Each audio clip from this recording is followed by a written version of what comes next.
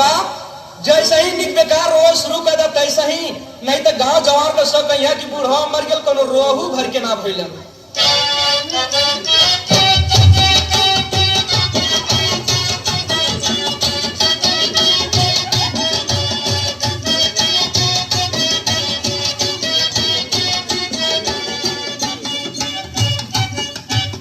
बुढ़ाई में इतना उधैले रे बुढ़ावा, उधैले रे बुढ़ावा, मेरी से पतोहिया बनवले रे बुढ़ावा।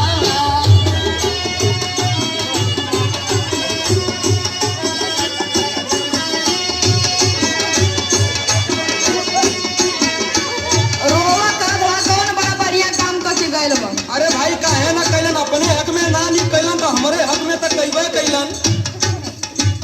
5 बीघा खेत दे के हम के लिए अरे हम